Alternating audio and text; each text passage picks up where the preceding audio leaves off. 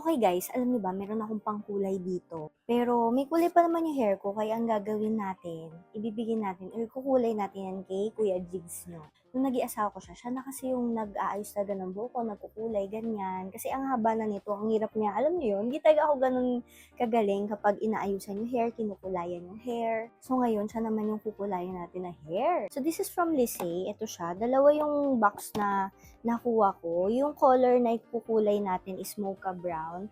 Ito din kasi yung mga bet ko na kulay ngayon sa buhok ko. Kasi mas madali siya i-maintain. Tapos hindi siya, alam niyo yun, hindi siya kumukulay sa punda, sa tuwalya, ganon. So, ayan siya. And yung Lisay pala is made in Japan siya. Meron siyang royal jelly extract, seaweed extract, and gloss retention ingredient. Or yung tinatawag nila na lanolin acid. So, may color guide naman siya. Black hair kasi si Kuya Diggs niyo. So, magiging ganyan. Hindi naman siya super light na light talaga. Unless, magbi-bleach kayo ng buhok para mas kita. Solution number 2, meron tayo ditong pang pang pump niya. Ito yung solution 1, yung colorant niya. After color treatment. Meron tayong gloves. Ayan, o diba? Kompleto na makakapagkulay ka na talaga ng buhok dito. Tapos makapal siya. Foam color nga pala to guys. And ito, ayan, meron nga siyang detailed na instructions dito. So, hindi ka talaga mahihirapan. And nakatranslate din siya sa English, di ba? Ang laki, ang haba. Open na natin tong solution 2. Ilalagay natin dito yung solution 1. Colorant, ayan. Amoy pang kulay talaga siya.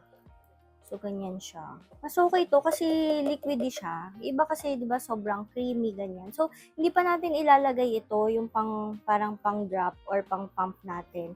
Kasi kailangan muna natin siyang i-mix. Ang pag-mix nito, hindi siya yung talagang isi-shake nyo kasi magkakabula sa loob. So, iano mo lang siya ganun, upside down. 1, 3, 4, and 5. Kung nakapambahay lang siya, and tingnan niyo yung hair niya, color black talaga.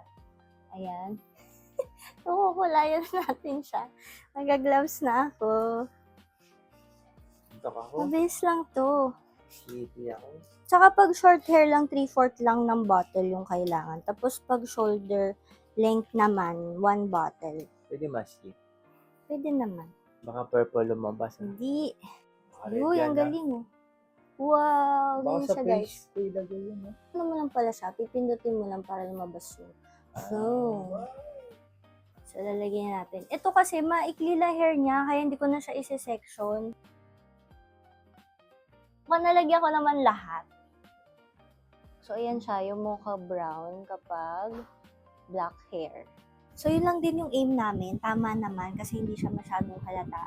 Like, pag sa liwanag lang siya, super halata. So, kung gusto nyo mas mahalata yung mocha brown sa inyo, kailangan nyo talaga medyo lightened yung hair nyo, kaya binitch yung hair nyo. Pero yun, maganda siya kasi tinanong ko siya kung ano ba, mahapdi ba sa buhok. Sabi niya hindi, okay naman. So, ano talaga to eh, sikat din talaga to sa Japan.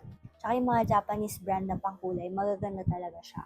Halimbawa, trip nyo di ibang kulay, meron pa naman sila mga ibang kulay. So, check nyo na lang din.